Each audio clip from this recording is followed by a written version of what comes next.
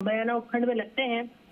उसके बाद ये घटना हुई है, तो मैं तो सभी पेरेंट्स को भी कहूंगी कि प्रशासन को तो करनी ही चाहिए, जिम्मेदारी निभानी चाहिए इसमें, लेकिन मैं सभी पेरेंट्स से, अभिभावकों से, गांव वालों से सबसे कहूंगी कि ये बारिश का समय है और लगातार पानी की आवक बढ़ी है, तो सुरक्षित रहने का प्रयास करें, बच्चों को समझाएं और हम सब भी एक अवेयरनेस चलाएंगे कि भाई पानी से अभी दूर रहने की स्थिति बनाएं, क्योंकि बच्चों को मालूम नहीं होता, अचानक से पानी बहुत ज्यादा आ जाता है और खेल खेल में बच्चे जिंदगी से हाथ धो बैठते हैं। तो मैं ये कहूंगी कि सुरक्षित रहने की जरूरत है, ऋतु जी, रहने की जरूरत है। दो महत्वपूर्ण चीजें। पहली तो ये कि आने वाले समय में, यानी कि आने वाले 2 से 3 दिन भरतपुर में, बयाना में ऑरेंज अलर्ट जारी हुआ है, यानी कि बारिश अभी और ज्यादा होगी, तो ऐसे में हादसे न हो। बतौर विधायक आपका क्या संदेश है आपके विधानसभा क्षेत्र के लोगों के लिए? मैं यही कहना चाहूंगी सभी क्षेत्रवासियों से कि ये हम सबके लिए वर्षा ऋतु जो है वो सबके लिए अच्छी होनी चाहिए, सुखद हो। इसके लिए जरूरी है कि हम सुरक्षित रहें, सावधान रहें और जो छोटे बच्चे हैं जो नहीं समझते हैं उनको इन चीजों, नदी, तालाब, नालों से दूरी बना के रखने का पूरा प्रयत्न करें। ऋतु जी बताया ये भी जा रहा है कि इस हादसे में 7 लोगों की मौत हुई है और 7 की उम्र जो है वो 18 से 22 के बीच है, यानी कि जल्द ही ये किसी न किसी रोजगार में होते, जल्दी ही ये 7 लोग जो हैं अपने परिवार का पेट पाल रहे होते, लेकिन पूरा का पूरा कुटुंब, आज आप समझ सकती हैं क्या स्थिति उस कुटुंब की हो रही होगी और कितना बड़ा ये उनके लिए दिक्कत भरा लम्हा है। ऐसे में क्या उनके परिवार के लिए बतौर विधायक आप कुछ करेंगी?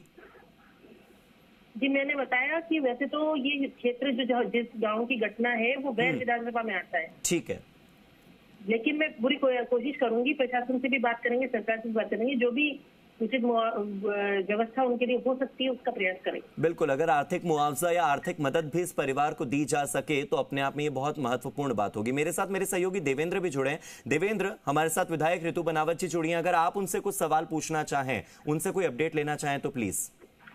मैं तो विधायक ऋतु बनावत जी से सिर्फ यही कहना चाहूंगा कि भले ही मामला वैर विधानसभा का है, लेकिन आप सरकार की, आप जिस पार्टी की सरकार है सूबे में, उसकी एसोसिएट मेंबर हैं खुद, अब तो आप खुद भी बीजेपी ज्वाइन कर चुकी है, तो ये तो इससे तो बचा जा सकता है कि वो वैर विधानसभा का मामला है या बैना विधानसभा का मामला है। आप बहुत जिम्मेदार विधायक है, जिम्मेदारी से सारी चीजें उठाती रही है, तो आप कोशिश करिए कि उन परिवारों को सांत्वना मिले, उनको किस तरीके से वो माहौल शांत हो सके। जिम्मेदारी से बात कह रही हूँ, सरकार की ओर से भी कह रही हूँ कि बिल्कुल उनका ध्यान रखा जाएगा, इस मामले को संवेदनशीलता के साथ में हल किया जाएगा। लेकिन ऋतु जी, क्या क्या हो सकता है उस परिवार के लिए? आपके मन में भी कोई विचार तो होगा बतौर जनप्रतिनिधि कि उनके लिए ये किया जा सकता है? किसी परिवार में अगर इतना बड़ा दुर्घटना हुई है, सूचना मिली, अभी आपके फोन पे ये सूचना मिली है तुरंत, ठीक है, मैं अभी मेरे विधानसभा क्षेत्र में थी, हाँ, तो अभी सूचना मिली है तो मैं पता करती हूँ कि क्या स्थिति है, क्या उसमें हो सकता है। एक बार प्रशासन से भी बात करूंगी और जो भी उचित हो सकेगा वो करने का प्रयास करूँ।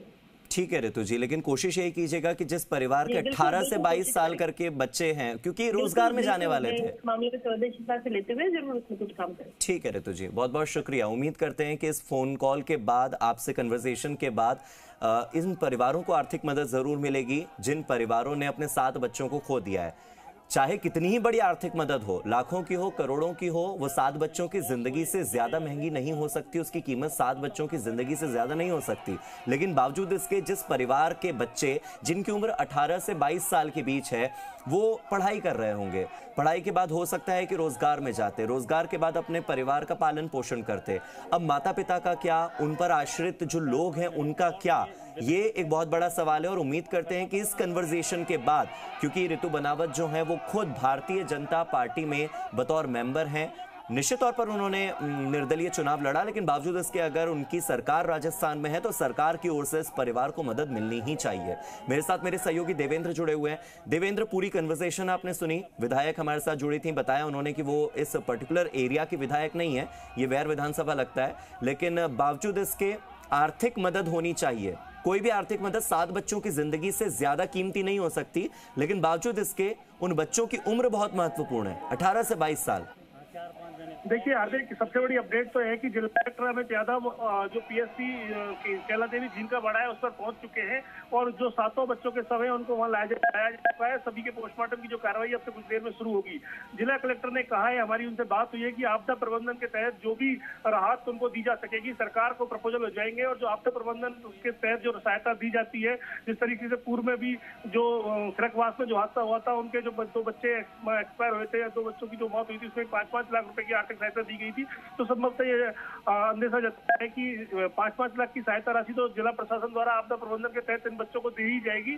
बाकी अन्य जो जिस योजना के तहत उनको लाभ दिया जा सकता है उन परिवारों को वो भी कोशिश रहेगी और कलेक्टर खुद मौके पर है और लगातार सारी जो घटनाक्रम है उसकी जानकारी नीचे के अधिकारियों से ले रहे हैं। जी ठीक है, शुक्रिया बहुत बहुत देवेंद्र आपका मेरे साथ जुड़ने के लिए। और आपने बहुत ही पल पल की जितनी एक अपडेट्स थी वो अपडेट्स लगातार हमारे दर्शकों तक पहुंचाई।